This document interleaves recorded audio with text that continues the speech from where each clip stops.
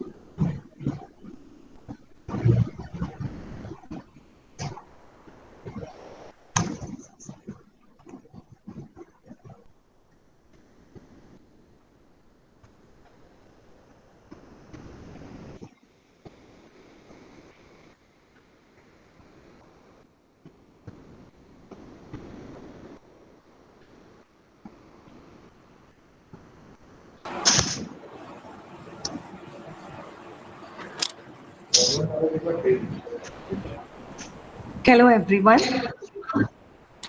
Respected Principal, Sister Dr. Maggie Jo, Resource Persons of the Day, Dr. K. Shanti Chitra, Mr. Ishaq Salim Abdullah Al-Nabi, Dr. Justin James, with whom we had collaborated, and without whose support, this FDP wouldn't have been possible. All dear participants, our dear HOD, Dr. Bindu Anfal, and my dearest colleagues, a very pleasant afternoon to everyone. These days, we always hear, stay healthy, stay happy, stay positive, right? Staying positive doesn't mean that you have to be happy all the time. It means that even on hard days, we know that there are better ones coming. I wish everyone better days ahead. Peter Pan has said, the moment where you doubt you can fly, you cease forever being able to fly. I'm sure you are here as participants because you don't have such doubts. You never doubt your ability to better yourself all the time. Yes, we attend various faculty development programs to be perfect facilitators of learning. Because we believe that technology will not replace any great teacher, but technology in the hands of great teachers can be really transformational. I hope this international FDP on creative methods for teaching digital methods in higher education will help all of you for a better and efficient transaction of knowledge. With this positive note, let's begin today's program. Let me with great pleasure invite Dr. Bindu Anfal, HOD, Department of English and convener of FDP program to deliver welcome address.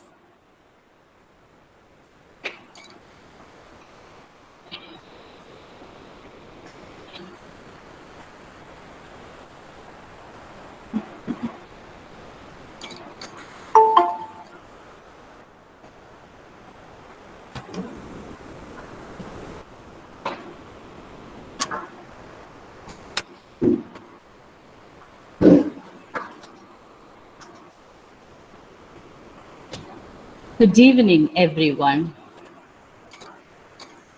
It's a glorious moment to extend my warm wishes on behalf of St. Mary's College. I want to convey my heartfelt gratitude to Dr. Justin James for accepting our request and organizing the 7-day international interdisciplinary faculty development program on creative methods for teaching digital natives in higher education. It is an opportune moment to refurbish and discuss upon creative methods of teaching in this particular pandemic time. The faculty development program schedule brushes upon a spectrum of exciting and benefiting themes that discuss the prominence of teaching the digital natives.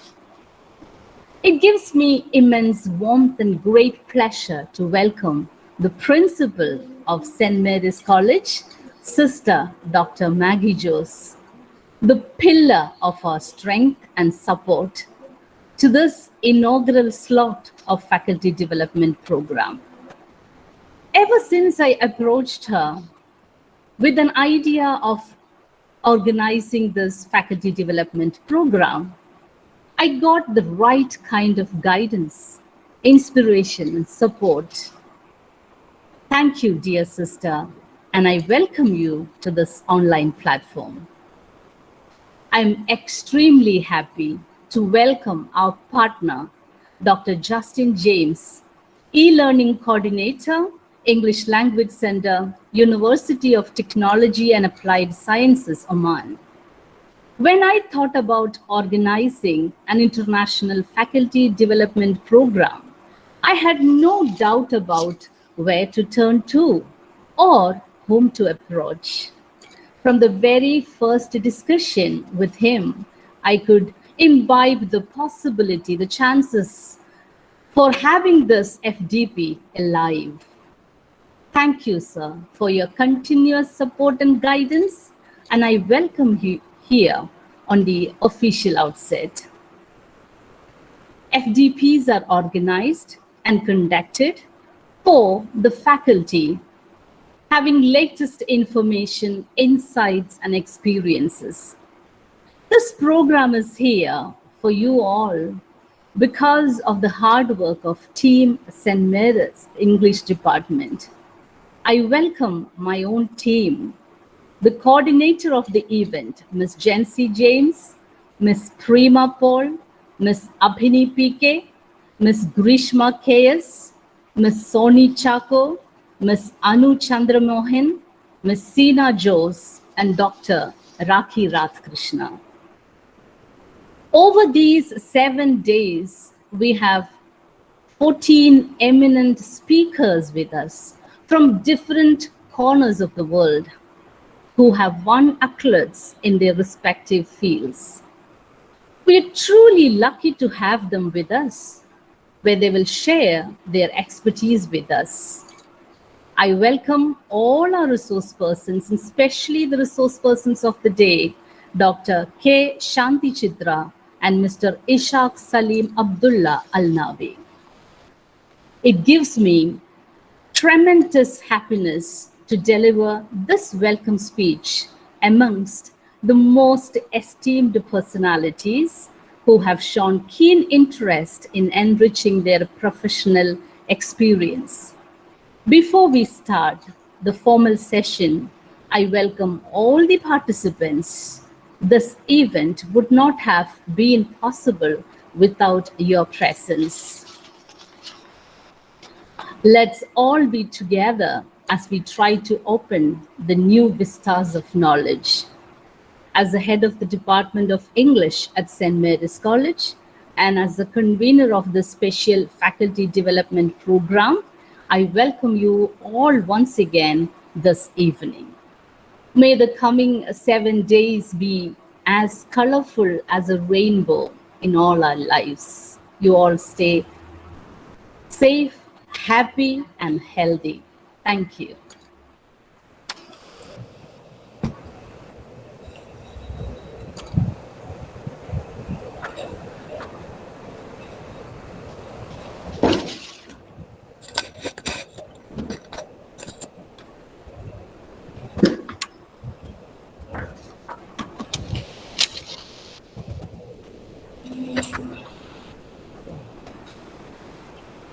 Let me, with great reverence, invite Dr. Sister Maggie Joes, our principal, our mentor, a great source of encouragement and positive energy for the inaugural speech.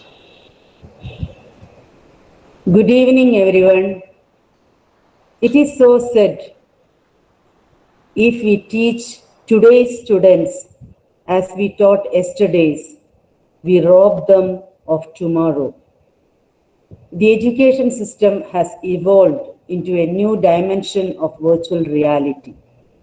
So, it is important to be equipped with the strategies to empower ourselves with effective measures to ensure quality teaching. More important than the curriculum is the question of methods of teaching and the spirit in which the teaching is given. I, with immense pleasure, congratulate the Department of English for organizing this international FDP on creative methods for teaching digital natives in higher education. I'm happy to learn that various sessions on research methodology are also made the part of discussion, which help to instill research aptitude among the participants. I strongly believe that this would prove productive and effective because of the resourceful speakers. I appreciate every participant for your willingness to be a competent faculty in this digital era by attending such programs. With much happiness, I hereby declare that this FDP is formally inaugurated. Wishing everyone good luck, I conclude. Thank you. May God bless you.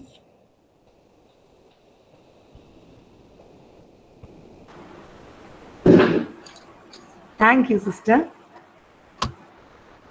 Next, I would like to invite Dr. Justin Sir, who supported relentlessly for the happening of this program.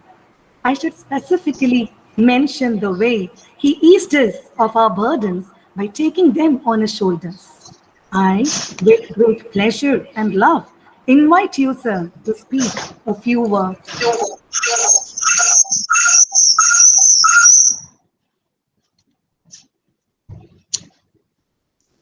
Good afternoon, everyone. Dear Dr. Shanti and my colleague, Mr. Ishaq Al-Nabi, the speakers of this afternoon, the principal, faculty members of St. Mary's College, and my dear participants and friends.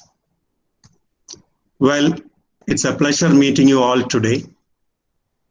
I thank the principal, the management, and the faculty members of the English department for organizing an academically fruitful faculty development program. Furthermore, I thank the FDP committee members who have been toiling to make this program a reality, especially Dr. Bindu, Ms. Jansi, and her team. I also appreciate all the speakers for accepting our invitation and being a part of this program. Finally, I welcome all the registered participants and other invited attendees to the program. I wish you all a great learning experience for the next 7 days. Good luck. Thank you. Thank you, sir. Now, the first session begins here. We are so honored to have Dr. K. Shantichitra as the first speaker of the program, because she is not only an academician, but also an author who is known for her novels, The Fractals, Lonely Marriages. All these were published in 2016 and 2018, respectively. Apart from writing novels, she has written numerous short stories for newspapers and magazines and has published research papers on various literary and other critical fields such as phenomenology and existentialism. She had received Premchand Award for Young Writer by Lucknow University, Savitri Bai Phule Award by Dalit Sahitya Academy for writing for the upliftment of marginalized community. Intimate Strangers is a recently published fictional work. She also had published a book entitled Fiction and Anida Nair, which is a study of structures of consciousness of women characters. A special mention has to be made about a short movie, Iyal Bhai, which is written and directed by Shanti Chitra ma'am, which sensitizes towards gender-related issues.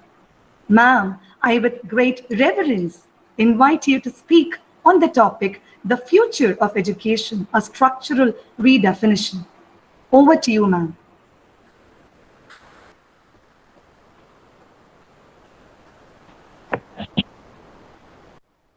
Good afternoon, everyone. I hope I'm audible to all.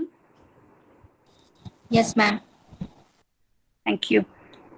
Thank you so much for all those good words. And me being the first speaker for the entire FDP, mine is going to be more of a preparation of everyone mentally for the several changes that we are likely to face in the coming era. Many a time we never realize that changes have taken place or changes are taking place. We always look back in history and say that in this particular moment in the era, this particular change took place, like industrial revolution or agricultural revolution. Likewise, there are several such phenomenal changes which has taken place in history, and we always look back and then we suggest that, and we say like so many changes have taken place over the period after this moment. But how does it feel to be in that very moment ourselves is something which is not easy. At the same time, we cannot be lamenting about the changes. We have to go along with the wave, and we have to find out new methods to go along with the wave, is the point which I'll be reiterating in today's session of mine. The topic, the future of education, structural redefinition, is not going to be about what method we are going to employ in the class. Even before that, how exactly are we prepared for the new changes that is soon is going to swamp us along, and how much are we prepared for that? And I have few examples to tell to allow ourselves to adaptation. And one more point which I would like to mention here is, as such, human beings are not much adapted to changes. In fact, that becomes a very important nature in a person, a very important, which is counted in EQ and IQ if a person is adaptable by nature. Now, the reason is not everybody is used to that. But we as a teacher, we find that during this pandemic period, so many other profession related people are mentioned. But how much is a teacher going through is not something which is getting mentioned much. But the entire future generations onus, the responsibility falls on our shoulder. How exactly are we going to allow this system go on? How exactly are we going to allow them to look at a future which is going to be so challenging, which is not going to be as easy as it was for us? But we don't get our names mentioned anywhere. However, we have to go on. So those are the areas which I'll be talking about, and I'll be also talking about the survey that I, along with a friend, carried out on NEP, how exactly it was received. So these are the points which which I'll be discussing today, and we'll be throwing light upon that, and the possibilities of the changes. Like, it's not going to be one or two. There are several changes taking place in several levels in education, in the area of education, which we have to accept, and we have to become innovative, and most importantly, we have to be enthusiastic about it every moment. If we lag behind even for a while about all these changes, then we will have to remain at the back forever. We cannot move forward at all.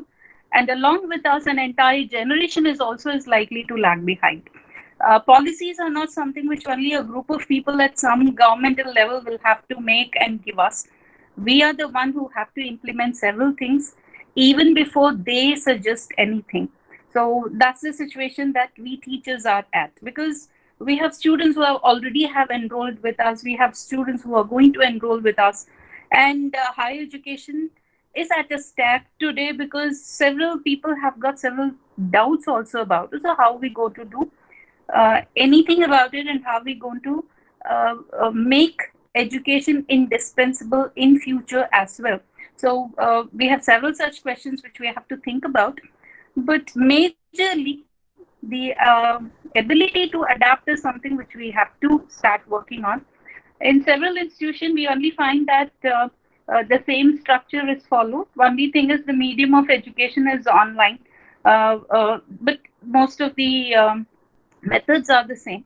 But my question is here is not just merely the immediate present or immediate future that we are thinking about.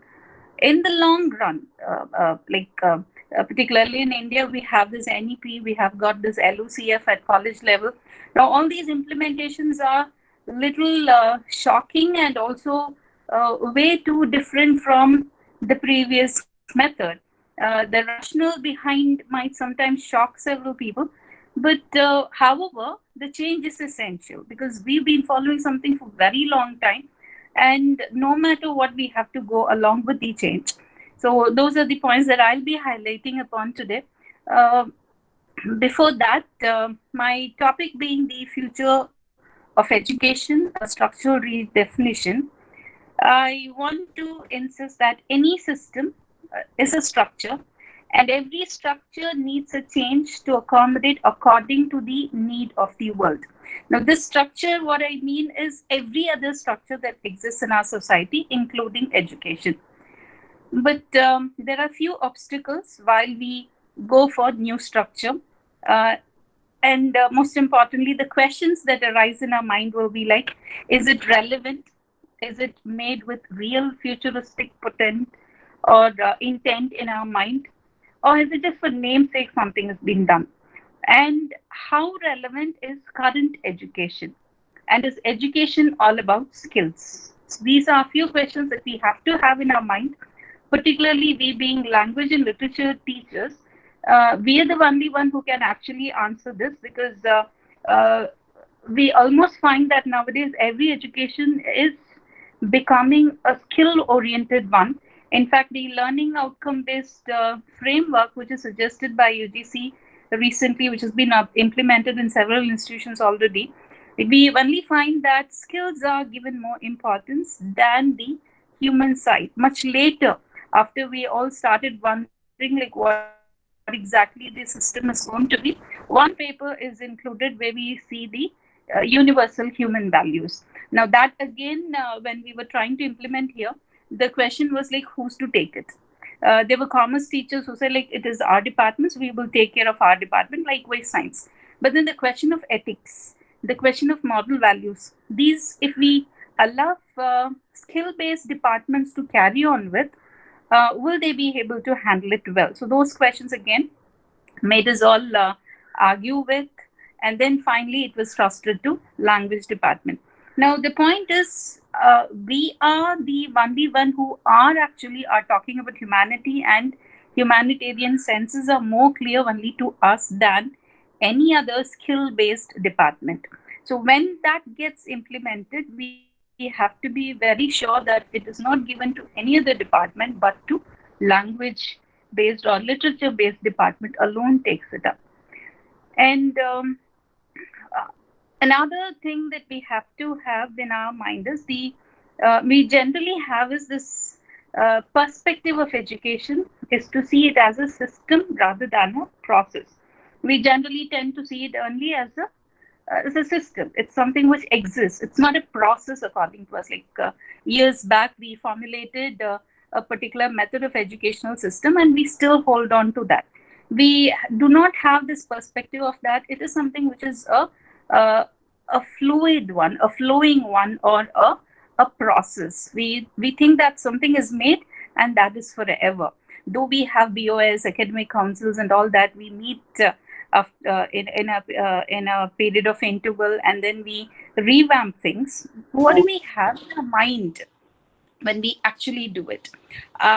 Do we have it in our mind that this is something which needs change, not because the job market requires it, but also because we have to evolve psychically at a level, because several new things are happening around us and we have to prepare our students accordingly for that. So that is something which is not mostly is considered. So we think like once a system is framed and it is given, it remains the same forever. And we come across several obstacles whenever we decide, or even when we think of proposing a new method in education. And there's a reason for that also. The reason is very simple. We every time might oppose to anything new. This is our general tendency. When something new emerges, we immediately oppose it. We do not want it. We are close to it, and we don't want that for us at all. And after a period of time, what happens is we get used to it. We start liking it so much, and we remain with it. We don't want anything further. So after some time, day after tomorrow, if somebody comes and says that some changes are to be made in this, we don't want that to happen.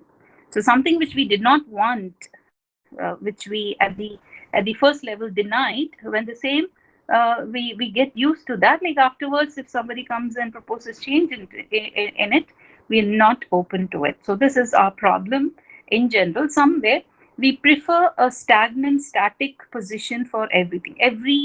When I say everything, it includes every structure that we have in our society. We are fixed to it. We're not ready for change.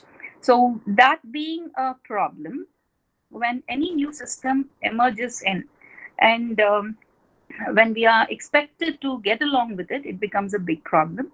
We raise lots of questions against it. We say that we are not for it. And particularly when it comes to education, this has been happening in our own country for a very long time. And because a society and its problem and its solution can never be static, they keep evolving and they change. So should education as well. That should also keep changing according to the need. Several times I have wondered what happens in my classroom when I'm talking about Gandhi or the philosophies that he has set for life. My classroom, I might find a student will be having several such problems which might not be related to the text that I'm taking in the class. So do I have to stick to this text or do I have to go beyond it? Now, if do I have to only talk in a class or do I have to make the students to participate? But that again is something which is possible in a classroom setup. What about the online classes which we have shifted to now? Most of the time the video is off, the mic is not on, and then we don't even know what is happening on the other side. So how am I going to make them involved? That becomes a challenge. Do I have a solution? Now, those are things which we have to invent on ourselves. Now, here I would like to give an example. The reason why we are stuck at a system, and then how any foolproof system, like right now we might be on the verge of creating something extraordinary, something which has no problem at all, a foolproof kind of a system which lasts for a very long time. But the problem here is even the best of one can fail miserably. Now, how are we going to do anything about it? Like, how are we going to create something which is not lasting forever, at the same time, something which gives meaning, at the same time, scope for change in the future? I would like to give the example of this Choluteca bridge. It's something which is quoted often, but this suits very much to the current situation that we are at. Now, this is a bridge which is 484 meters long, and it is situated in Central America, in Honduras, in the city. And this was built in 1996. The initiative of the government to build this was with the help of the best of the architects in their mind. They had started constructing this bridge. The bridge was built with the capacity to withstand storms and hurricanes. No matter what hits it, it will survive. And it became one of the pride of that city, and everybody loved it. In fact, the entire nation looked at this bridge as a symbol of, survival. It can last, or it can survive any situation. So that is how the situation was. 2 years later, the deadliest storm, in fact, it was considered as the second deadliest storm, Hurricane Mitch, attacked Central America, and over 11,000 people died in Central America, and of them 7,000 were from this particular city. And in 4 days, it seems 75 inches of rain fell, and which was equivalent to the entire rain that the nation receives in 6 months time. So this, but nothing happened to the bridge. The bridge was standing there in a very perfect condition with no harm to it at all. But something else happened. The road which connects to the bridge got totally destroyed, and the after some time, soon, the entire river actually changed its course. So the bridge was there, standing alone, connecting nothing. And it's one of the best bridges, so you cannot even destroy, that strong it was. But what had happened was, the course of nature has changed the course of the river, and the roads which used to connect the bridge also got destroyed in the rain. Now, if you look at that bridge, you will find that becomes a symbol for anything which we think lasts forever. This kind of a mindset, if we hold on to anything that we build in the society, including the system of education, we mostly miserably fail. Now, I would like to mention here where the lots of money is invested in the buildings in an educational institution. Now, we do not have a campus life. We are not letting students come to the campus, and they are all lying there with no use at all. So, and all that we depend on is online. And now, another very important factor that we are likely to remember all the time is that any kind of a system that when it enters, like we are actually traveling along with, is something which we have to remember. As a joke, we might say, like, what would have happened if the same had happened in the year 2000 with the Nokia's basic model? What would have happened back then? But the point here is, when anything hits us, it's not something which is without a warning. And moreover, the future is something which always travels along with us. We are traveling along with what is going to happen in the future. So every technology that is developed is not something which has happened after the pandemic. It was there with us throughout, and we have started using it only now. We have been of the mentality of that we cannot use it, or it is not of any use to us. But it was there with us. Nobody invented the online method overnight after the pandemic. But we were not aware of it as a teacher. And then suddenly, when it was told to us that everything is going to be in this method, we were at shock. We didn't know that examinations can be conducted online, but that was also there, conducted in several other corporate sectors through that method, but we were new to that. The point here is, every technology or any kind of a preparation is simultaneously done for us. And so future is something which is traveling along with us, and at some point of time we might know it, and we will start using it as well. And as a teacher, we got to be the most adaptable one in anything. Like, we cannot afford to be stagnant or worrying about a new method is something which we cannot afford to actually, because as I told you earlier itself, the responsibility of entire generation is on our shoulder. We have to, even before they question, we must be able to have answers for that. And even if we have doubts, we cannot afford to show those doubts on our face. So that's the situation that we are at. And when NEP 2020 was posted, there were several doubts, and the even politicizing were taking place, but we were not very sure how far what is right or what is wrong. When we read also, we found that certain elements were appealing, certain were doubtful.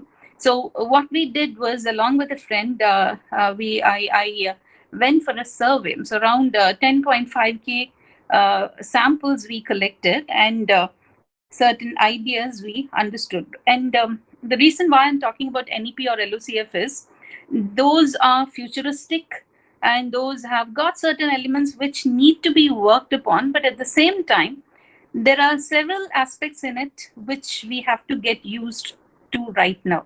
And the online methods, and then the flexible method of getting into education, the very idea of dropout is going to get dropped out soon. Now, those are certain important elements which we have to carry on along with. And most importantly, I realized that only few people were against it, but most of them were okay with it, because change is something which, as a stakeholders, the children's parents were ready for. But the doubt part, because ours is a big nation, there are several languages which is spoken here. So those are areas where there were certain problems, but otherwise everything was accepted. So I would like to mention here the areas which were presented at. And even before that, the idea of reverse polarity, in psychology, we can talk about as continuously telling to the subconscious that something is negative, or a self-defeating kind of a cause. If we keep telling ourselves, then any therapy will not work out. Now, that kind of a mentality perhaps is there in us, and which is the reason why we are not allowing to any change. Is another question which actually propelled me to go for this research. And what we found out was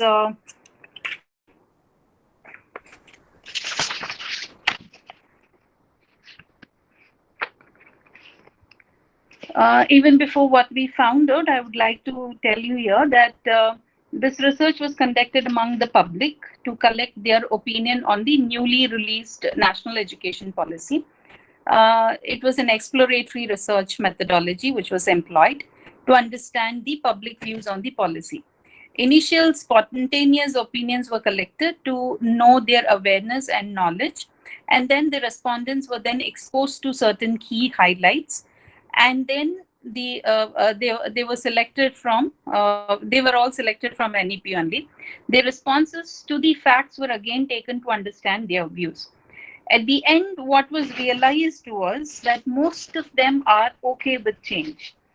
So as a stakeholder, they do not find it very difficult. They are ready with it. They want the change. Like, in fact, 61.5% did like the change in education. They do not want the current system. In fact, a similar method was employed by another a research scholar of mine, who started sending Google Forms to people to find out if they are okay with the online method.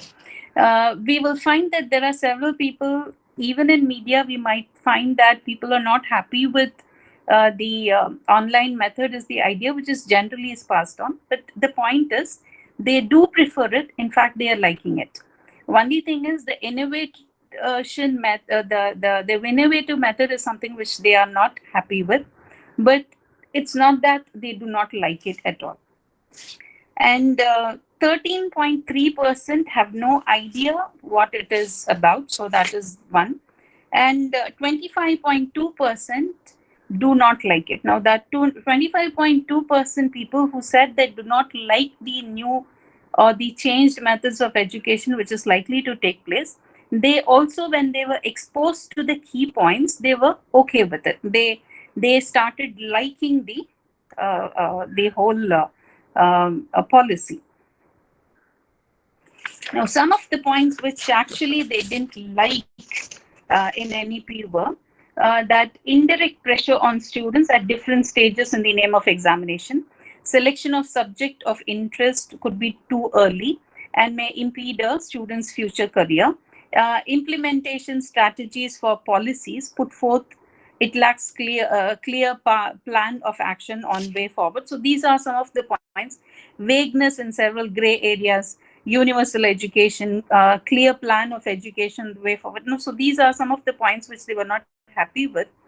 At the same time, they also people visualize the brighter side of it. What they found was the uniform system of education throughout the country, imparting equal knowledge to all students across the country, is something which is welcome by them. More practical and will rise up to match international system of education. We have to understand that most of the education system, in fact, like every other, even if it claims itself as an international board, we find that students are not identified and then are given any special education or even counseling at a younger, tender age. In fact, which takes place in all other developed countries, where the teacher picks the student and then takes him or her with her, keeps him or her, and so sometimes the teacher is likely to have just one or two students to concentrate upon. This kind of an understanding and the need is not found in our country, but these new education policies are paving way for that, but we are not okay for the change. So both at the level of being a teacher and also at the level of being the parents, we somewhere are not okay with changes. But is it so with everybody? Then we find that it is not so with all, but sometimes it seems that we are the one who are not ready for challenge, and we are saying that it is not right. And one more important point here is dropping out will no longer be a hazard, nor will changing the stream be. Now, this new method is something which is making us understand that a child should not be sticking itself to one department alone. It is allowed to change the stream and go join any other stream at any point of time. So 6 months, if a child is in a particular group, another 6 months it can join any other group as well. So no child will be considered as a dropout. In fact, every child who leaves will be getting a degree or some kind of a certificate which states that this particular skill is there with the child. Now, these are methods which are new to us. There are questions like how challenging that is going to be, how are we going to maintain attendance. Now, those basic questions like how many times to offer, how many degrees to how many, and will anybody come and sit here in our class? Now, those are the challenges that we are not ready for, but which we have to prepare ourselves for. And more of skill-based and preparing the students for future needs. Now, skill-based, in fact, the coding system is going to get introduced at a much younger age. Now, all these points are fine, but then what about as a language teacher or as a literature teacher? What is our role to play? We will find that one asset which I can find here is much interest and importance is given for skills. Lots of courses for skill-based, but much lesser one for value-based or humanity-based aspects, which is to be reiterated only by the language and literature teachers, as I mentioned earlier itself. So these are some of the points which also has its negatives. Skill-based, some of the stakeholders have mentioned that skill-based training equips a person for a dignified living. Focus on vocational training throws open a window to view the real life. Skills-based training, skills orientation from a younger age will prove beneficial to students in choosing their future direction in life. So this is something which can be viewed in either sense. when one is taught that skill will be taught from earlier age, it is also is politicized and looked at from a different point of view in a very different manner.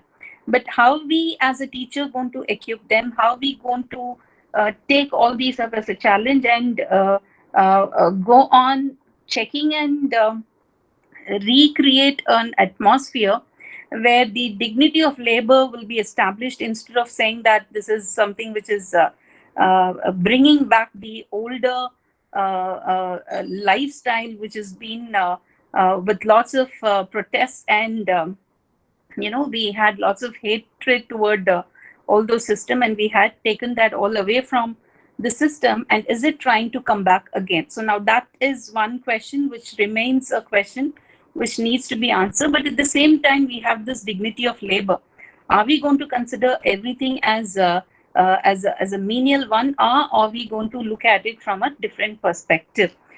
Is something again lies in the hands of the teacher. Now,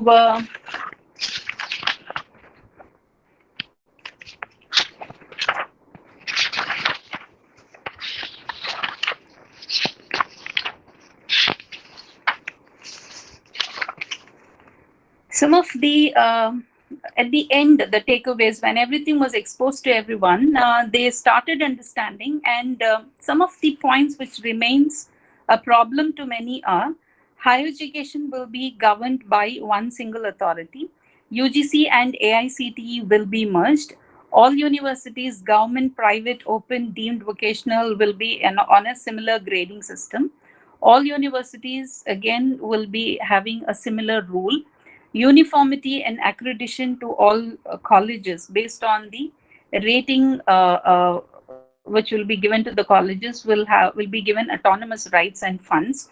Now these have again, as we say, both the good points and the bad. At the end, what was found out from all the research was, apart from all those doubts, if those doubts were clarified, like is it going to be, a mother tongue problem is there. Till 5th standard, you're going to have a mother tongue based education. So what is going to be, how is one going to shift to another language system, other common method? Won't it be a problem? There were other people who were ready to accept, and they were ready for more, their children to learn more languages as well. At the end, what we realized was, like, if few changes were accepted and if we were able to work on certain points, people are ready for change and they're ready for new education system. But the point remains here. The question with is, who are going to be the teachers? If this new system is going to get implemented, are we ready to teach them, or are we ready to adapt ourselves to this new system? We know that we have to survive. We always look for some survival method all the time, but we mostly fail at the understanding of that. Even Darwin himself had told that a species which survives is something which is ready for adaptation. And the more we are ready to adapt for the new, the more we will be ready for the new methods which is actually flowing in. And one more problem that we have right now is the current method. Though we are doing it online, we are inventing new methods all the time. Are we preparing ourselves for our students for the 21st century challenges? In fact, we are stuck with something which was created in 19th century. And the teachers right now are people who belong to 20th century. And we are preparing the students for the 21st century. How exactly are we managing it? How much, as a teacher, are we adaptable to changes? And how much prejudices do we have in our mind? We cannot actually afford to belong to a particular political ideology, because teachers are someone who have to be neutral in every sense. We can understand every political ideology, but then belonging to something is something which we cannot afford to as teachers. So in that sense, do we have an open approach kind of a mentality toward anything new which emerges out? and what are the methods that we have undergone to check the prejudices or biases that we suffer from as teachers. How much can I adapt to change? How much, or even if we look back, like last year when the online method was introduced, how many of us did suffer, or how many of us were ready for this new thing? So when we are going to teach children, it's not something which is all about having a PhD or having cleared a net or set. There is much to it, because I personally think that any degree or any kind of a current evaluation method that we have to select a teacher to join a university or college is not enough to test the mindset of a teacher. Like, we might have certain questions which will be questioning our research aptitude or general aptitude, but then what kind of a people are the teachers? What kind of people are going to hone the minds of the future generation? In fact, university is a place, or the college is a place where actually new society is trained, new society is created, the new minds are trained in a particular manner so that they go form the society outside. So is it that seriously taken? Like, how many of us are even aware of our worthiness to be a teacher? So that becomes a question. It's not always about like we getting into a job and earning, but it's much more to that. And if we have certain prejudices, if we are not ready for change, then we cannot afford to be in this place. Is one big question, one big obstacle that we have to understand. And in fact, change is not impossible. I mean, it's not that it is not possible at all. At any point of time, it can be rectified, provided we have the mind to. So I have come across teachers who have had this stagnancy within, where they were not able to cope at all. In fact, when I sit in my niece's class, I find that there are teachers who get annoyed in the class when all the kids surrounded by are not able to find their doubts cleared. The teacher is so new to the system, she suffers, we understand, but things have not changed for her till date. So the point here is somehow we are stuck in a place, and if we only are bothered about our job and this new method which is so challenging, then I don't think we can reach anywhere. In fact, every moment, every second, we will find that we are not receiving students who were like us. In fact, sometimes we might wonder that our teachers were blessed to have us, but we do not know how they felt. The point here is I cannot make my student understand certain aspects just by merely telling them. So now what I will have to do is I'll have to give them a performance on stage to make him understand. And now that stage performance or the classroom role play was possible for me back then 2 years ago. But right now I cannot do that. It is so difficult for me to make my student even to unmute himself or herself and talk. In fact, it's not that they're not interested in class. The point is they are not used to this lethargic. In fact, a kind of a boredom or ennui has settled down in their mind to the extent of that preparing oneself to get up and answer the question is becoming difficult for them. So how am I going to do anything about it in the classroom? I cannot make them act. I cannot act and show to them. How exactly then? And this was the reason why I invented the method of like, let me create a short film.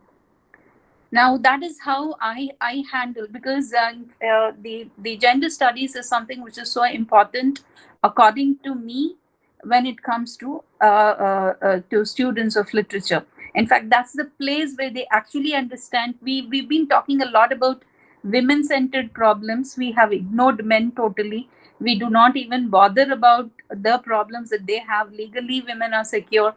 So society-wise, we have done enough for most of the women women to secure a place for themselves.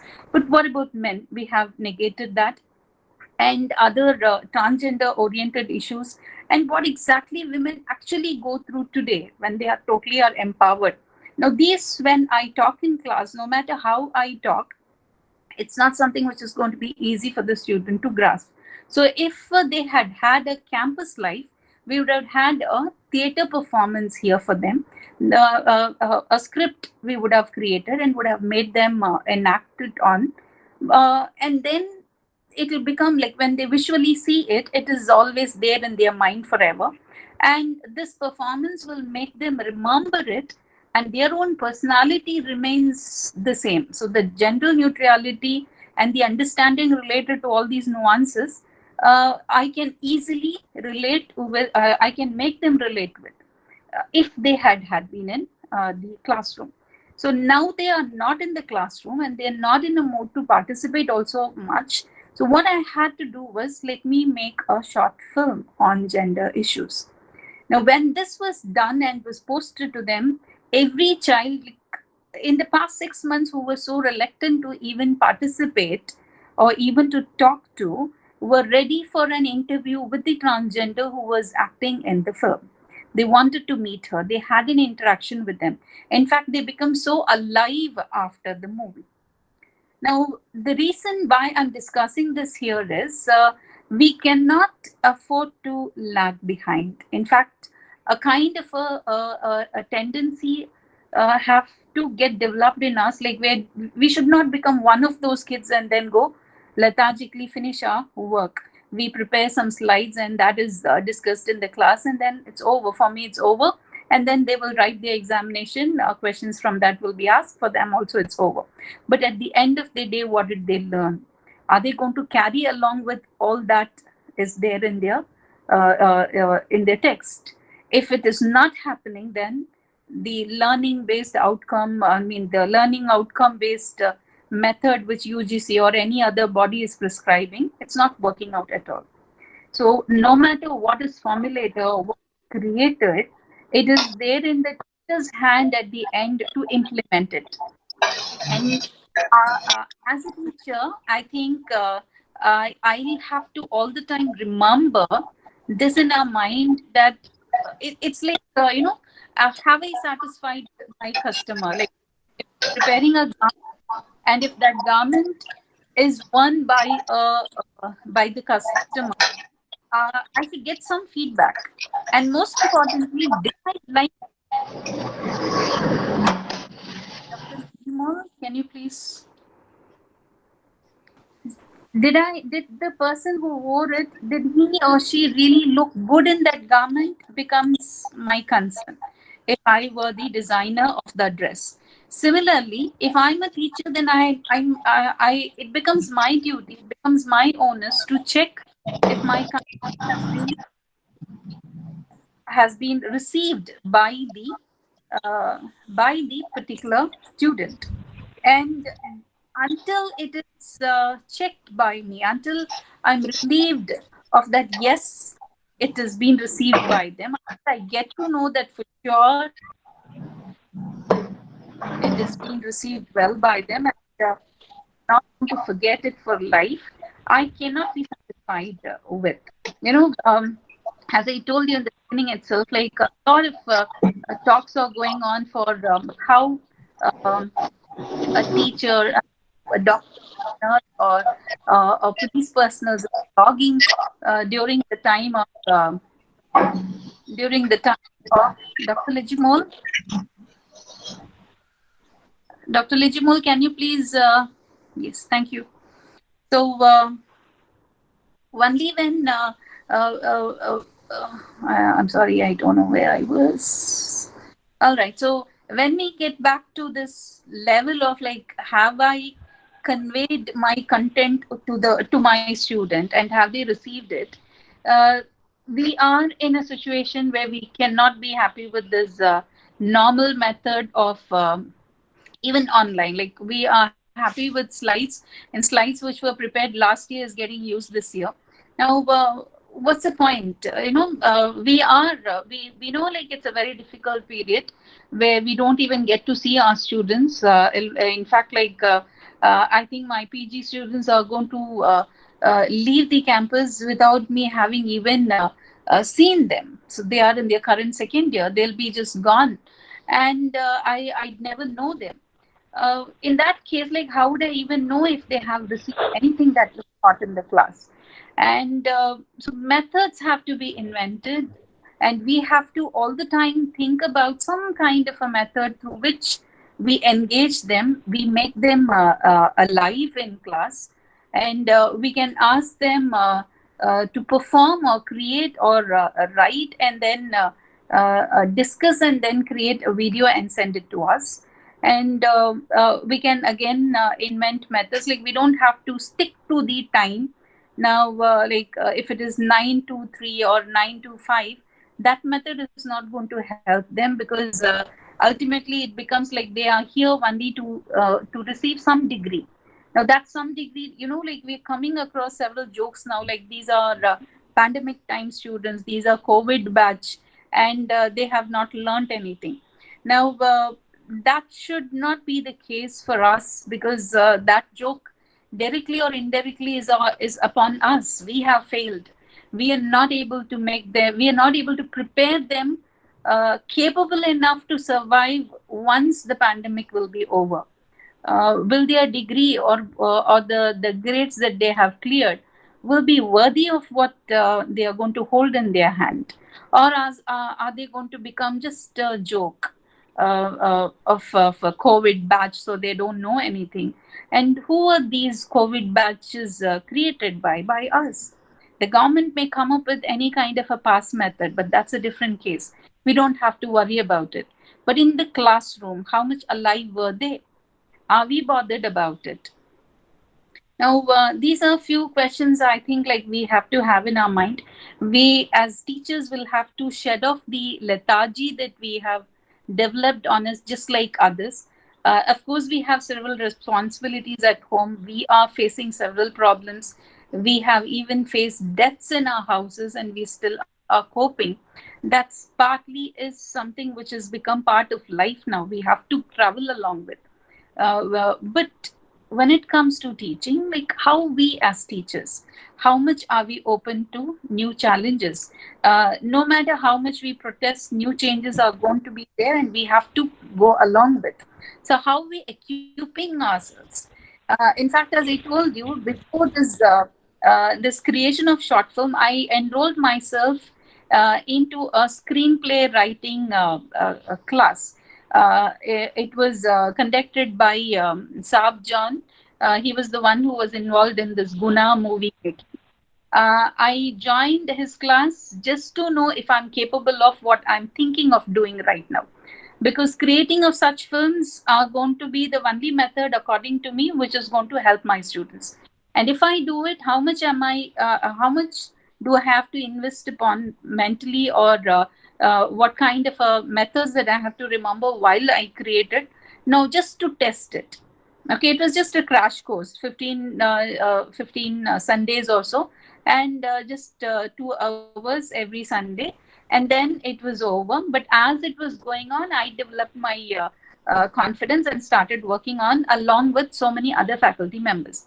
Now, these other faculty members who were involved in it are also people who actually wanted these children to evolve from their lethargic level, and those teachers also were able to do something. The point here is, if we really want to do something about certain things, it is very much is possible. But if we are not interested, we can give several reasons. But any reason we can just like that discard and still can create. So we have other in the this one for the gender paper, it was on transgender. In the pipeline, we have for men in particular, and also for women. So this is what we are planning to, and different perspective which I wanted my kids to learn from my class is there. In fact, if I had taught all those things in my class in a theoretical manner, perhaps, or if just they were presented on the slide, it would not have entered their mind at all. But now I remember just by one view, every child is able to remember every dialogue which is presented there. Those dialogues were very carefully were picked up by me to make them understand about gender, what exactly is gender, and how easy it is for one to accommodate the other. Now, these are all possible for a teacher. In fact, like what I believe is, we are the one who actually create great minds. We are the ones who later boast when we say like a particular student is shining in this particular area so well.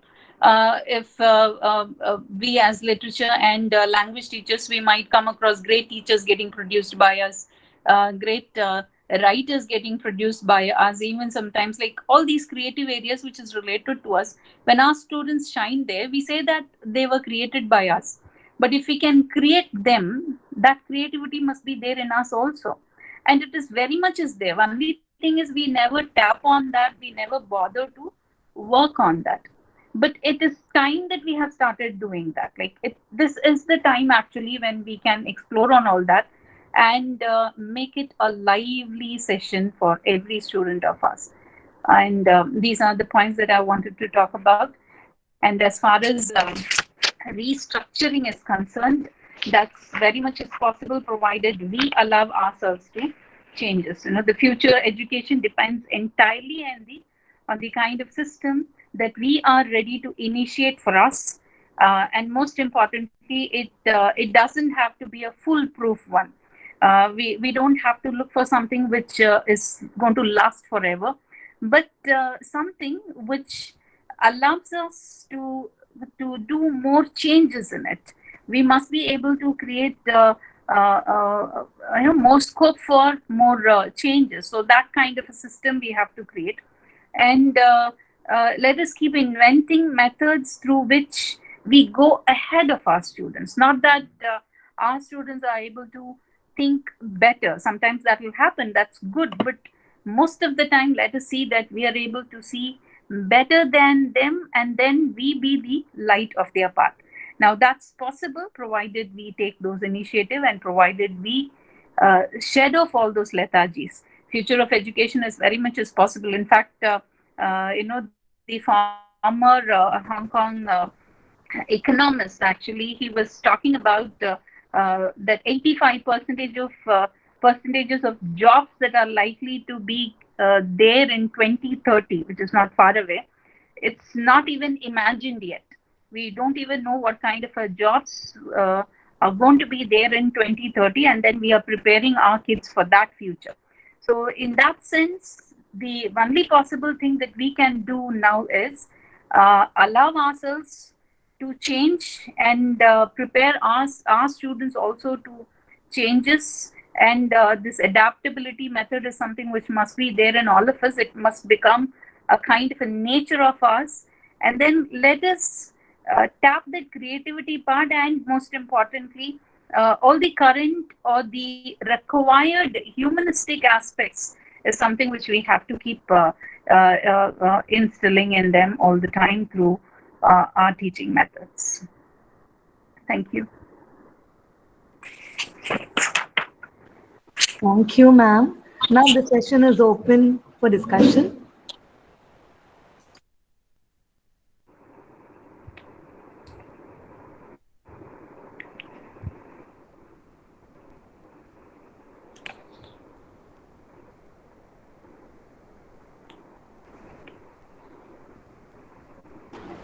Ma'am, Lawrence sir had asked, could you please, Dr. Chitra, it was a useful discussion, but you could have used the PowerPoint presentation with a few slides showing the specific challenges that we are confronted with and how the faculty can effectively address them for the benefit of the students who are on virtual platform.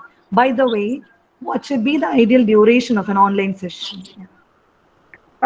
As far as my PowerPoint presentation is concerned, I thought I'll be passing it on through the organizers.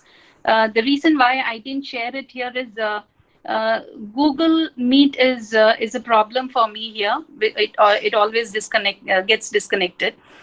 So to avoid that, I did not share it here. Zoom I find much easier. I don't know, somehow Google, whenever I meet through Google, it always disconnects me several times. So that's why I didn't do it. When I share, this happens, so I didn't do it. So I'll be sharing those slides with the organizers, which I think would be helpful to you for you to check. By the way, what should be the ideal duration of an online session? According to me, 30 minutes, that 40 minutes session, which they say, 30 minutes are enough. 10 minutes we can have, I mean, the ending of a session is possible during that 10 minutes. 30 is enough. In fact, the first 5 minutes it will take for all of them to join. Let us be easy with them, and let us not force them to join and not on time and all that. It's not going to work out, and moreover, it's only going to pressurize them. The human connectivity is lacking right now, and so they will. We have to understand that in spite of all these distances, we have to establish human connectivity with them, and that's possible only if we when we show little if we give them some relaxation. So first 5 minutes for them to join, and then intense 25 minutes is enough, and then the last 10 minutes for them to go on with their questions or our questions to them, all that. So altogether 30 minutes, 30 to 25 to 30 minutes can be enough. Thank you, ma'am. Now, if there are any doubts. Thank you, sir. Yeah, thank you, ma'am. You spoke with utmost clarity on the necessity of adapting ourselves to face the new challenges in higher education. As Newton said, species which survive should be ready to adapt. Yes, ma'am, I think there's one question. It's nice and informative. Do you think in the near future only superstar professors with strong subject skills can survive? I think not merely in future. All the time, only such professors should survive, because it's not an easy thing when we, it's a very sad thing that most of the time, who becomes a teacher or who even ends up in a PG class is someone who's always a rejected one. I couldn't, like most of the girls would be like, I couldn't get married immediately, or I couldn't get any other job, so I'm in a PG class. And I couldn't find any job anywhere else, so I'm into teaching now.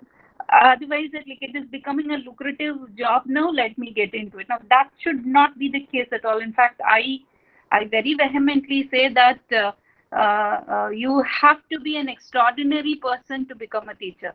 And only such people should.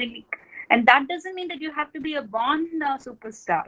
You can always cultivate it. Like if you have that passion to become a star in your class, I think automatically you will do it. Who doesn't like appreciation of students? Who doesn't like being the star teacher? And I think like that motivation is very much essential for a teacher. We cannot afford to be dull. If you will be dull, I think like the entire class will automatically become dull. And that is something like, even if you're suffering, you cannot show it. So that heroic part is essential for teacher. Like I will never compromise on that. Superstars teachers will have to be, and only they have to survive no matter which era they live in the past or in the future at any time.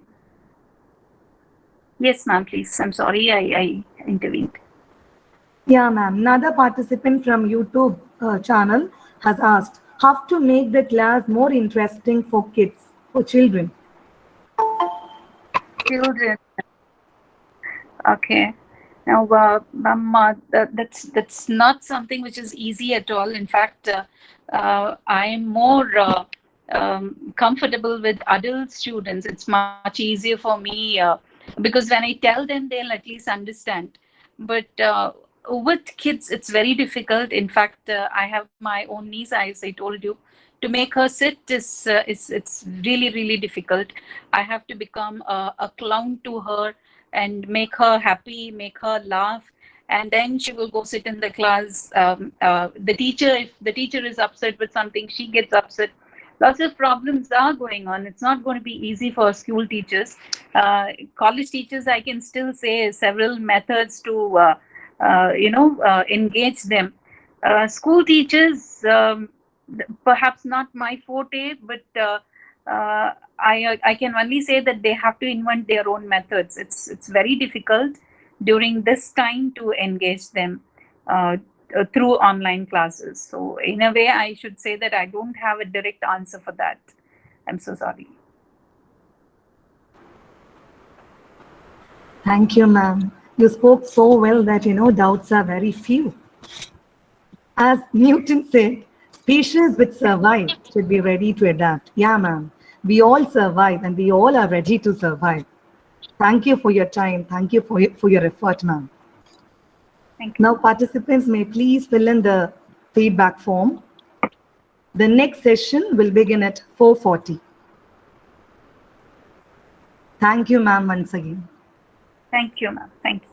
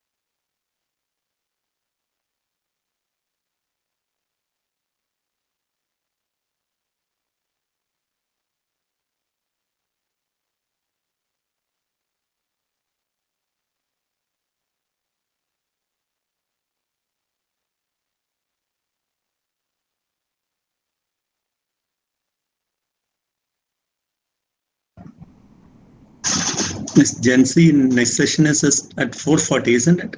Yeah, that is announced, sir. The next session is at 4:40. Yeah, the same link, right? Same link, sir. Same link. Okay.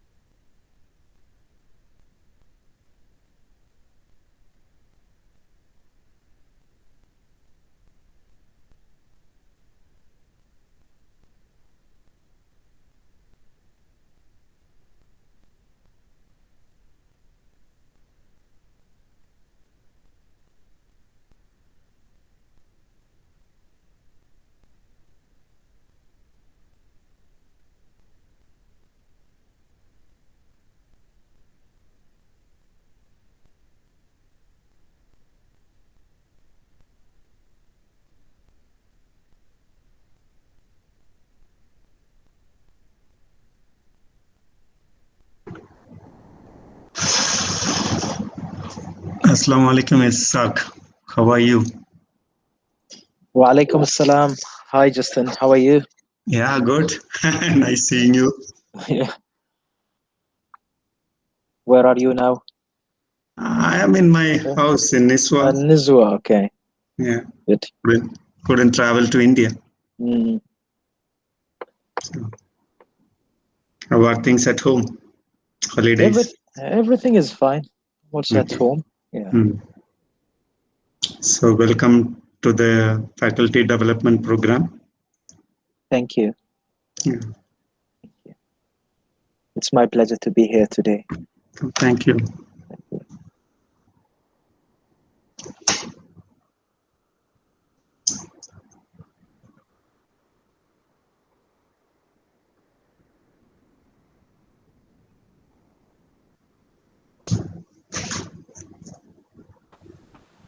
We'll start in a few minutes. Good evening, everyone. Let's Okay, begin sure. our second session on the topic mentally for researcher. Our resource person is Mr. Ishaq Al-Nabi. He is a language lecturer in the English Language Center at the University of Technology and Applied Sciences, Niswa, Oman. Mr. Al-Nabi gained his M.Ed in Curriculum and Teaching Methods of English from Sultan Qaboos University. His academic interest areas are online curriculum development and evaluation, e-learning, online pedagogy, distance learning, teaching methods, professional development and research in higher education. He has presented at international and national conferences and seminars and several publications to his credit. He has provided some training workshops on the use of online management systems and online course design. We are honored to have you, sir, as a resource person for our session on the topic mentally for researchers. A warm welcome and over to you, sir. Hello. Thank you. Thank you very much. It's my pleasure to be with you today. Thank you Thank so you. much, sir. Thank you. Okay. I'll start by sharing my screen. I hope that you will be able to see my slides.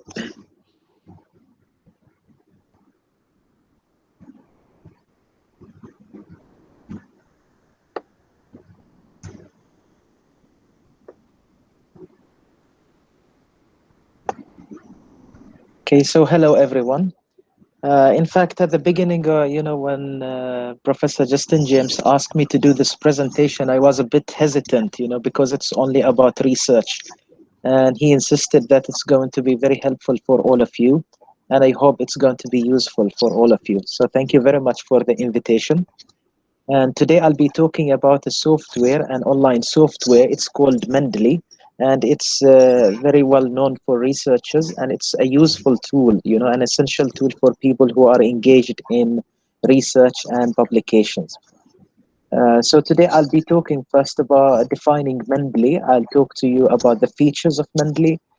And then in the second half of my presentation, or the lion's share of my presentation, is going to be on how to use Mendeley. So I'll show you the desktop application. I'll show you the online application as well. So it's an online web-based version, and also it has a desktop version and a mobile version of the same software. The good thing about the software is that all your data is synchronized when you get access to internet across the three platforms. So if you have some materials in your desktop version, it automatically synchronized with the online version when you get access to internet. Now, let's talk about the features. First of all, it's very good for research collaboration because it organizes your articles, the published articles, and it counts the reading frequency of your articles. This gives you very good statistics about your readership and your interests in research, as well as your number of citations of the published research. The same thing, it connects researchers with others. So for example, if I go to Mendeley, we will see this in a minute. When we log into Mendeley, it works also as a kind of a database. So for example, if I go to Mendeley and I write, for example, let's say, research in higher education, let me say. then it will list all the articles that are available in the database, and at the same time it will automatically gives you different, people or researchers and scholars, and it will ask you to connect with them. Then you will be following their research whenever it's like a kind of a social network. Whenever they publish a research paper that's added to the Mendeley databases, you get a notification of the same thing. uh, Another feature of Mendeley, it can create and sort the bibliometric information of your research as well as research of other people. And we will see this also in a minute. You can manually create these entries. You can import the entries from the other, similar software. You can import, for example, if you are using EndNote, you can import these entries into Mendeley easily.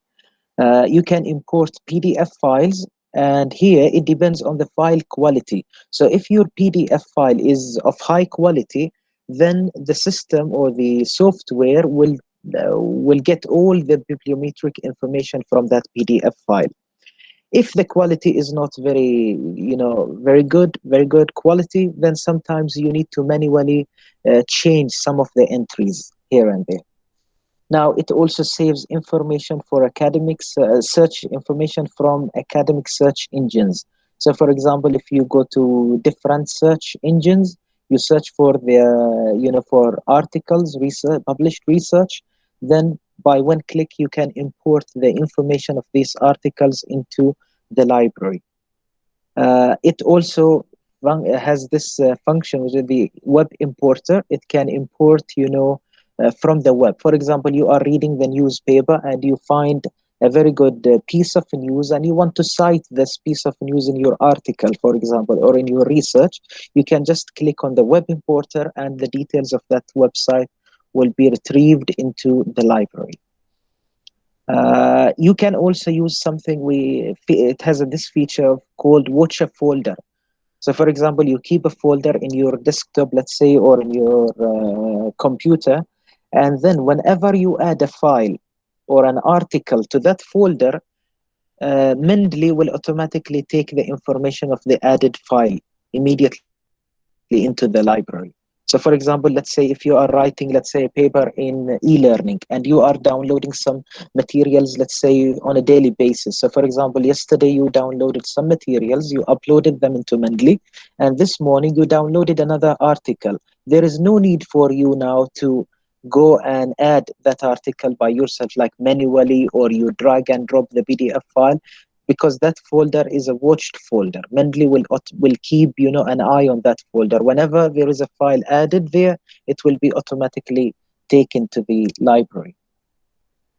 Online synchronization and collaboration across the three platforms, whether desktop, mobile, and web-based platforms.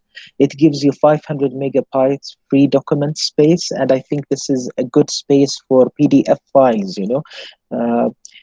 It synchronized bibliometric information, notes, tags, and PDF files. So as you read in Mendeley, you can take some notes, you can highlight some sections, and we will see this. I will show you all these features in the desktop application. You can automatically synchronize, you can pause the synchronization, you can allow manual synchronization from time to time. It depends also on what you want to do here.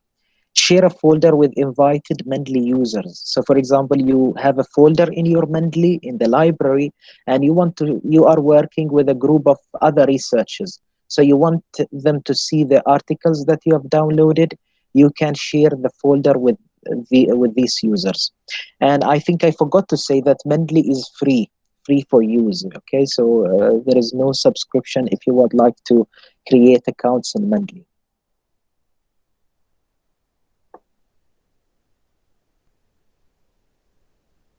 Along the citation and reference management, Mendeley also can provide with a good PDF management system and annotation system. So articles can be organized in the library. You can assign stars, you can add tags and notes, view, highlight text, you can add sticky notes, annotations to your PDF files. And at the same time, you can save the PDF file with the notes. So all the notes will come at the end of the PDF files.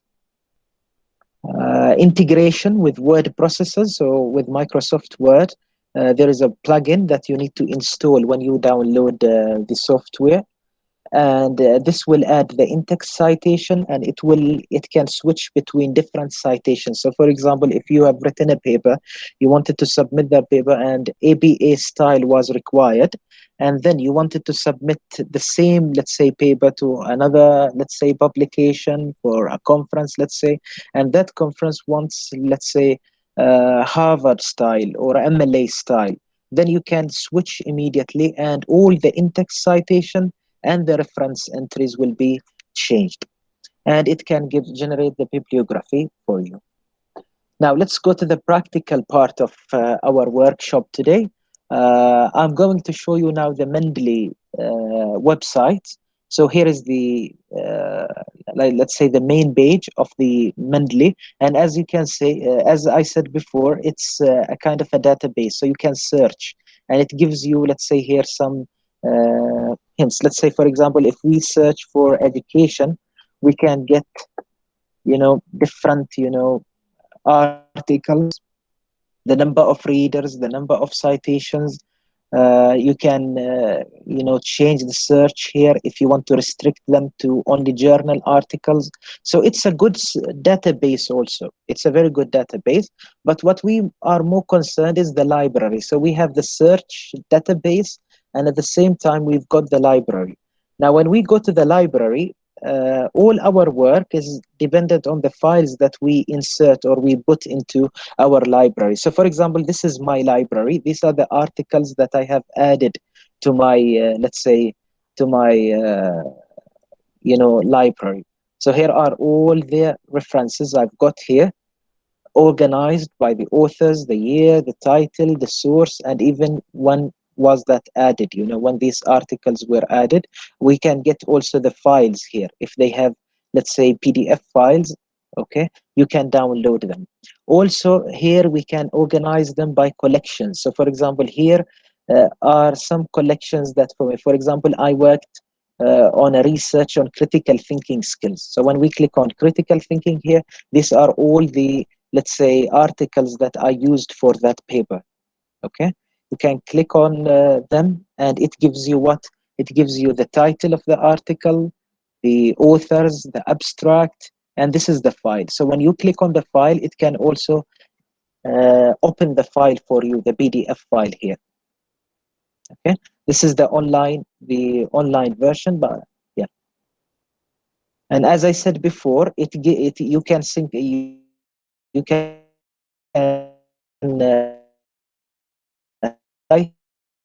your desktop application. The desktop application gives more features than the online one. And as you can see here, it has been synchronized now, just a minute ago, because what I did here, I just, let's say, if I highlight this part, let me say,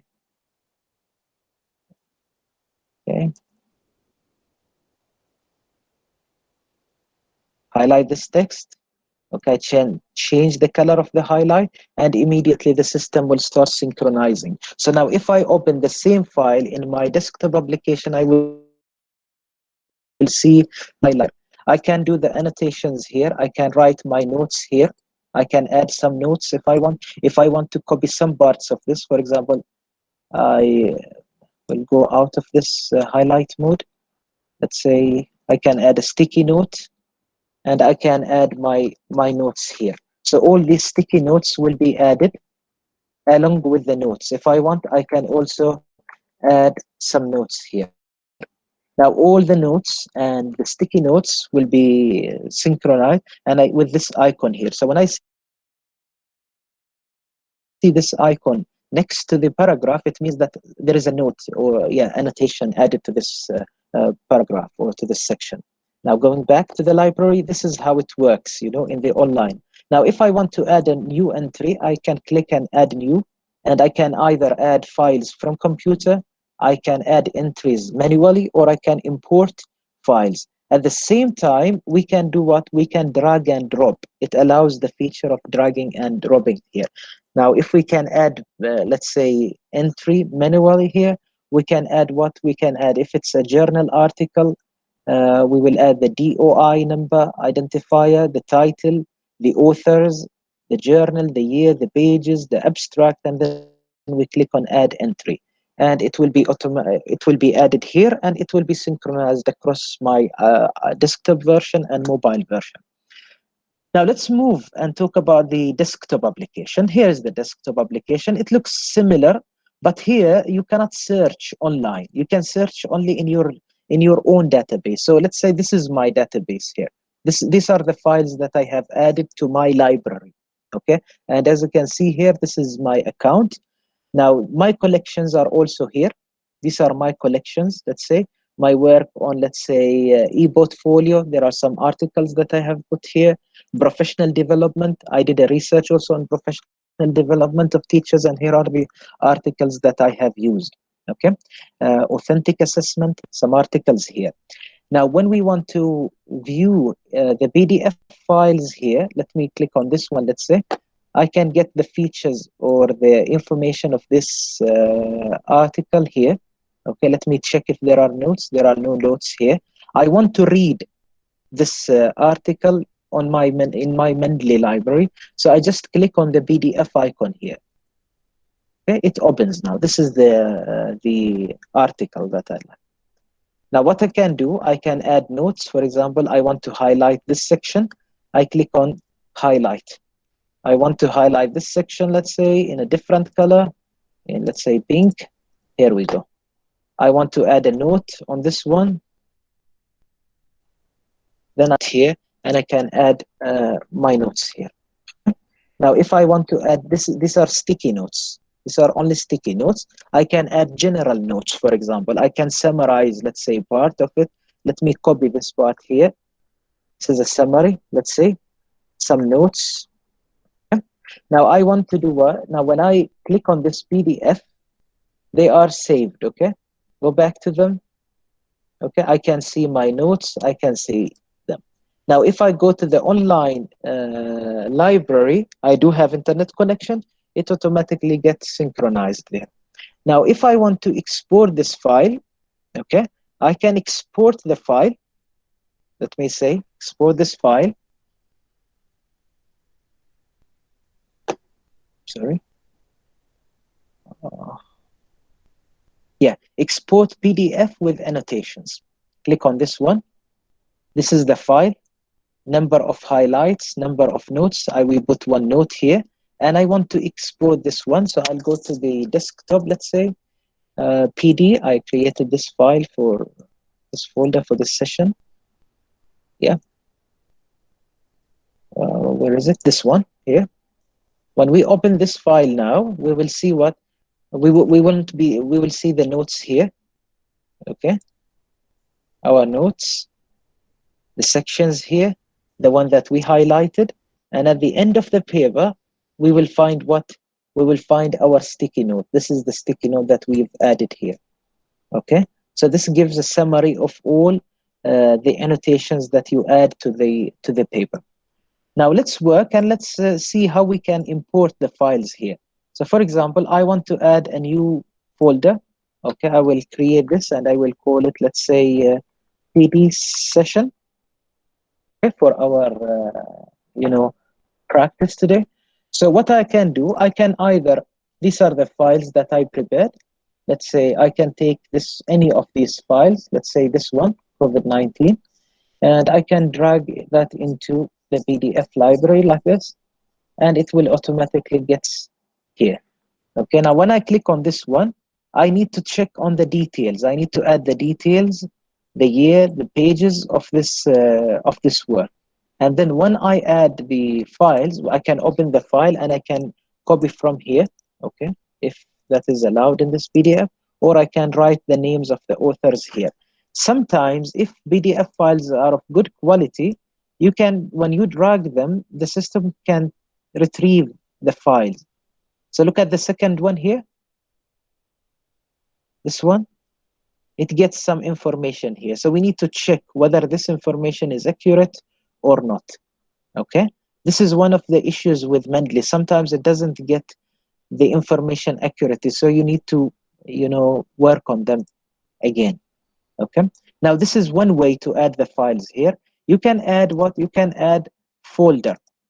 So you go to your, let's say, to your system and check which file do you want to add. Okay. Where is your file? Which file do you want to add? And then based on that, you can add all the files to the library. You can add also the file manually.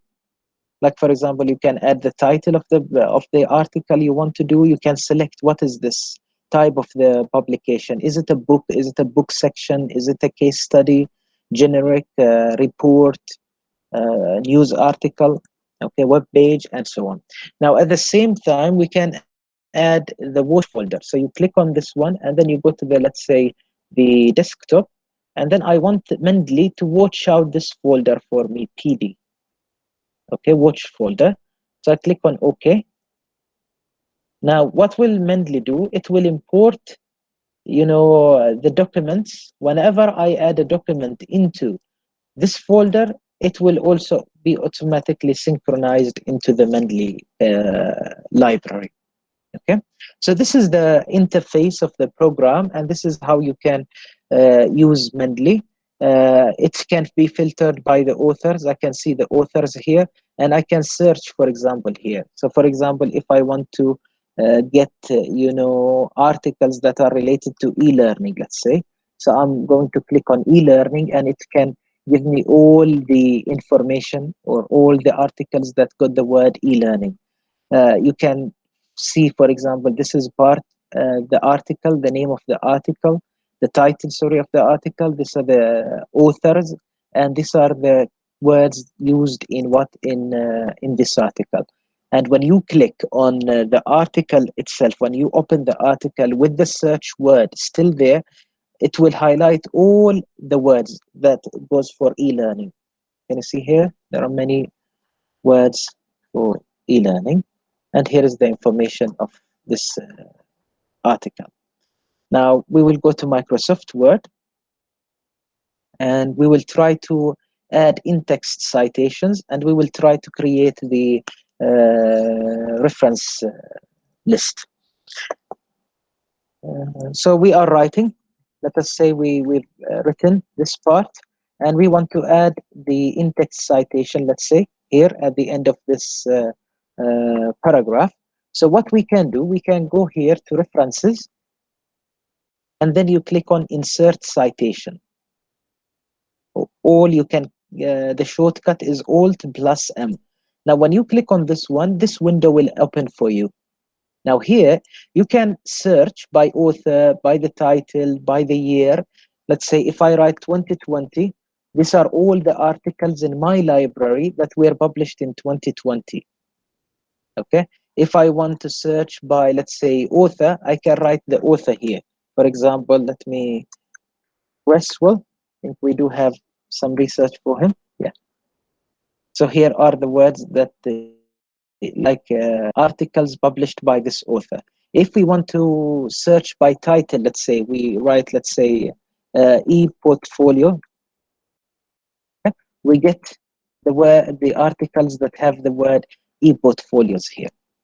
Okay, you want to search for another year, 1988, we get some articles here. 2005, we got some articles here. Now, how to insert the citation? You just click on the name of the article. You want to add another citation along with this one. So you are referencing two people here. So this time, let us search by another year, let's say 2012, or let's say COVID-19. I do have some papers here related to COVID-19. I search for the paper that I want. Okay, I found, let's say, this paper, difference between emergency remote teaching for Hodges. Then I click on it, then the name comes here. So now I reference for two people. I click on OK. Okay, and here we go. The reference is added to our, the in-text citation is being added.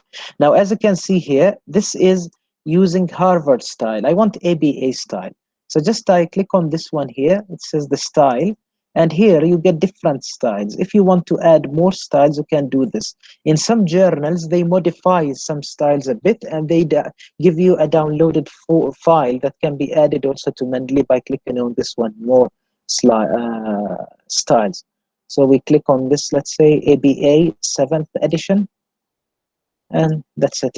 It will reference, like it will automatically, you know, update and refresh. You can click on this refresh here. Now we want to insert the bibliography at the end of our work by clicking on this one here, insert bibliography, and here we go.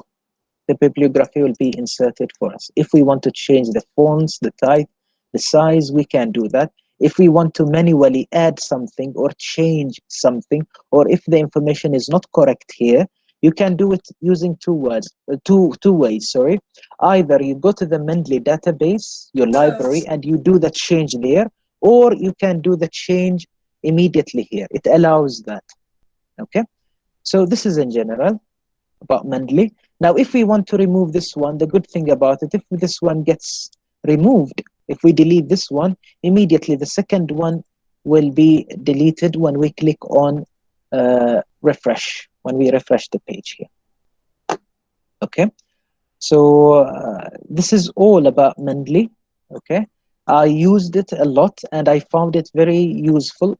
Okay, the only thing that I experienced with Mendeley is that it doesn't get all the information correctly from here, like the data that we got here. Sometimes it doesn't come accurately, so we need to do that manually. Okay, let me try with this one here again. Yeah, this one comes here. So look at this one. Yeah, the title is there. We go and check. Yes, this is the title. The author gives you here the name of the journal, which is yeah, okay, Social Science Computer Review, the volume 26, issue 4, and the page number. The abstract got there, the PDF file, the DOI, and the ISSN number is there also there. Okay, so this is all about my presentation today. I hope that it's very useful. And if you have any questions, if you want me to walk you through other like features of this software, please let me know.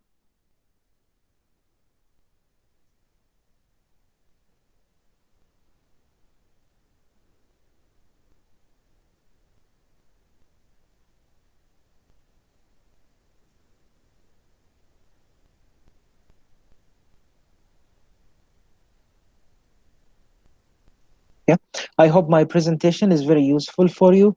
We can open the floor for discussion. If you have any questions, anything that is not clear, I can go back and do things for you.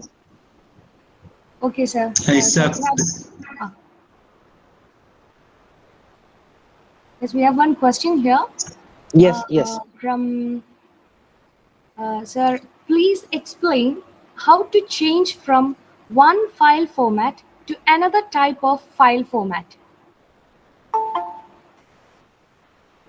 Wow. Whoa. Yeah, Okay. What does it mean? Yeah, I read the question also in the messages now. I can access sir. them. But what does the file format mean here? Like, for example, we can only import PDF files. It doesn't allow, let's say, Word document, presentations. It doesn't. You need to save them as PDF file. But you can change the style. And as I showed you in Microsoft Word, you can change only the style, okay? And changing the style can be done in this way. I'll go back to the same document here. So let's say this is in ABA style now. If you want to change, you click on this one and you go for the other one. For example, if you want to go for MLA, it got changed immediately. It added the quotation marks. It changed, the format of the references here, as well as this one here.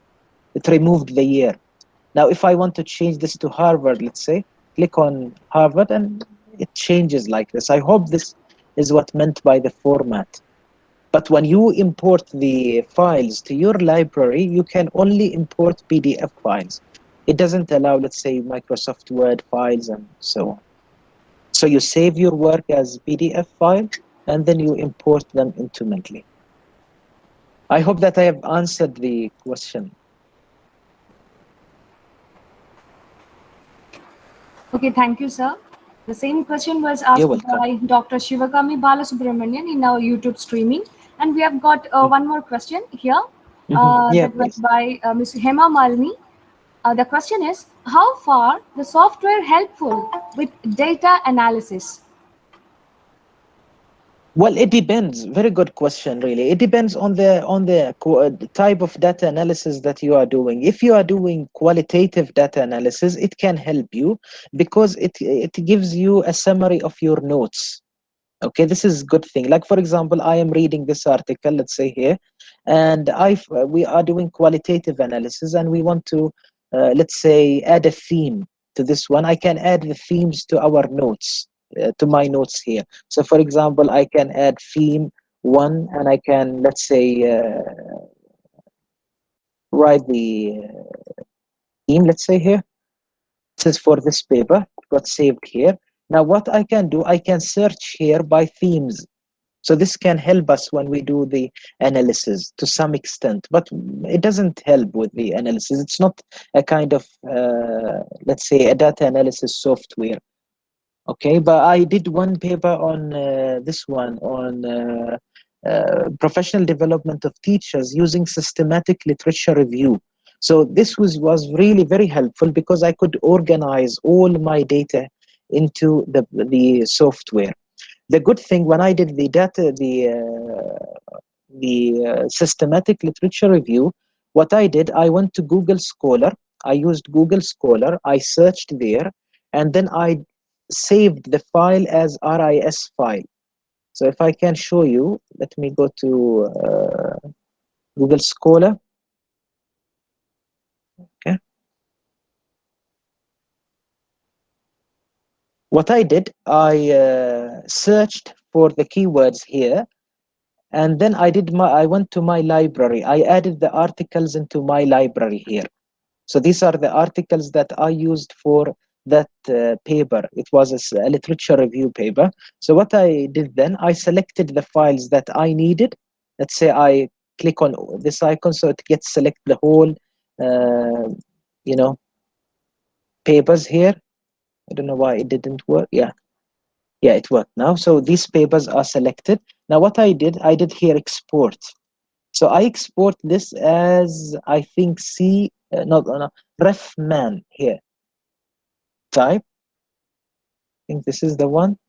Yeah, it got downloaded here into my files here. You see, in my download folder. Now what I did here, I went to the download folder and I dragged that one into this folder here. So this is what I did. Downloads. This is the file, and it's only a 4 kilobytes file. I drag this one into Mendeley here. Here we go. I got all the articles here with the abstract, with the title, with the names of the authors, and so on. Now, what we can do, I need to upload the PDF file. For example, this one, the first one, let's say, the Principles of Academic Staff Professional Development in the UK. This doesn't have the link. So I did what? I go to files here, add a file, and I search for the file. Let's say this is the file. I open, it's added here. So now when I click on this one here, the icon, the PDF file comes here. So I click on it, and here we go. This is the article. I uploaded the same one that we did now for practice. So it somehow can help you if you are doing, let's say, literature review, if you are doing qualitative data analysis. But if you are doing, statistical analysis, it doesn't help. Yeah, you can star, by the way, the papers. You can highlight them by this clicking on this green icon. So for example, the green ones are the red ones. If you read the article, you can click on that icon. Good. Any other questions? Yes, sir. Yes, sir. We have got one more from Lawrence, sir.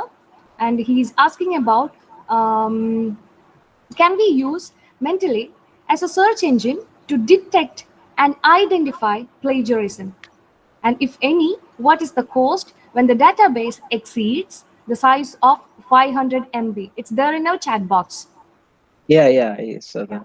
Yeah, well, with regard to the first question, it doesn't identify plagiarism. I don't think it can. Yeah, it can work as a search engine, as I said. That one is the library here. Let's say when you go to Mendeley, how to go here? When we go to Mendeley, the first page, it can give you, let's say, so it's a search engine. You can search here. I want article related to COVID-19. You get the articles here. If it's open access, you can view the PDF. You can add, for example, I want to add this one to my library. So I click on add to library, and it will be added immediately to my library. So it's a search kind of engine, but it doesn't detect plagiarism. Now, what is the cost when the database exceeds the size of 500 MB? You saw my database, my library. I opened it for you, and if we go to all references, all documents, I got more, let's say, as you can see here, a lot of papers I've uploaded here. I can guess they can exceed 5,000 papers here. So I didn't run out of space. So I think it's a good amount of space, and I don't think you need to buy. And I don't know if they have this feature of buying extra size. I don't think so. There is one question from Justin Davis. Can you read that just before Mr. T.H. Lawrence's question, just above that? Yeah, this one. Can we make our own reference format in this software? You cannot make your own reference format, but you can change the reference format later. So as I showed you here, if you are not happy with this one, for example, you want to add, let's say you want to change this one into capital letter, you can do that. You can either click on this one here, or you can remove this one. You don't want the DOI identifier to be here. You can just highlight that and remove it from here. There is one more from Ms. Kanimoi, down. Yeah, what is the difference between Mendeley and Google Scholar? Google Scholar is only a search engine. It doesn't allow you to do the in-text citation. It doesn't allow you to do the bibliography. You need to copy and paste, or you download. But in Mendeley, it can help you to organize, your references. Another difference is that Mendeley can work as a social network. Because I added files related to e-learning and professional development. Every day I receive notifications from Mendeley. Someone has published a research article that might be interested to you. Now we can collaborate in Mendeley. I can use the same folder with different group of people. I can share that with them. But in Google Scholar, you cannot do this. Mendeley can work as a PDF annotation software. I can change, I can view the PDF file, I can read it. But in Google Scholar, I cannot do it. We can't do that. These are the only differences I could think of now. Sir, one more question. That is by Dr. Shivakami Balasubramanian. She was asking about only Chrome extension is available, not on Firefox. Is it possible to get it on Firefox? I don't know really, because I didn't use it. I as I said at the beginning, I'm more comfortable with using only the desktop application, and I used it for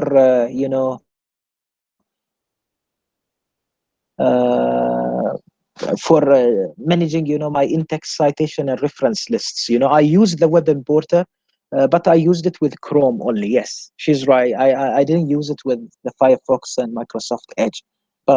Yeah. And there is one question. Can we have a separate folders? I think we talked about this before, as we created one for our session today. You go here and you create a folder, and you can name the folder as you said. Let's say articles. Let's say 2020. Let's say.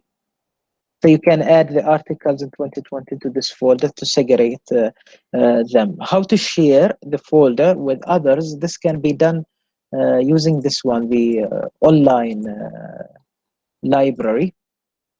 Okay, but it depends. Then you need to have a person who has the same account, with here, and create groups here.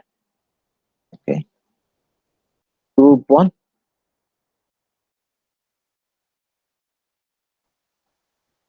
Okay, and you can add the files here, and then later on you send this one, the link, to the person that you would like to share with. So the person will get access to that. It will give you like Google Drive, notification and access. The person will request the access. You give access to that person, and then these files will be shared. If that person removed one file from here, it will get removed from your database immediately.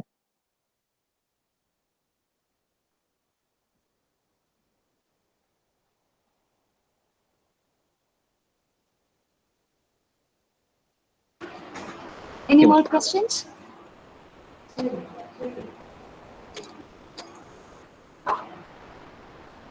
Okay.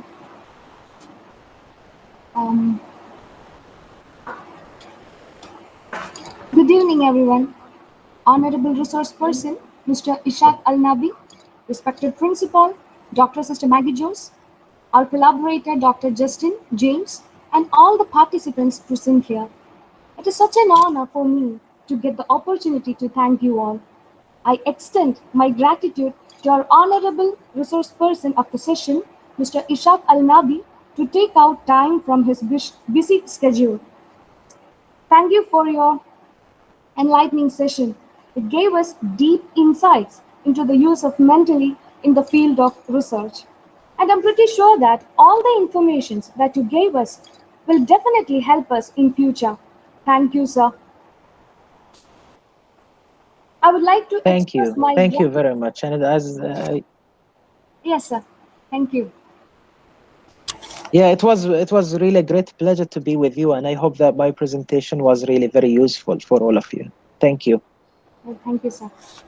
And I would like to express my gratitude to our collaborator, Dr. Justin James, sir, for providing immense support.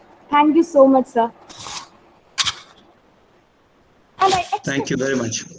Okay, thank you, sir. Thank you. And I extend my gratitude to our principal, Dr. Sister Maggie Jones, for her guidance. And I would like to thank all esteemed delegates of the session for their presence and contribution to make this session successful. Finally, I would like to thank our HOD, Dr. Bindu and Philip, and my colleagues for their hard work to make this session happen. Once again, thank you all.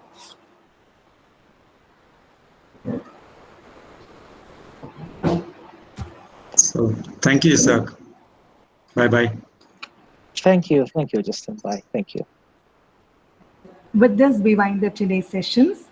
Tomorrow, we'll meet at 3 p.m. sharp. Thank you, everyone, for your presence and participation.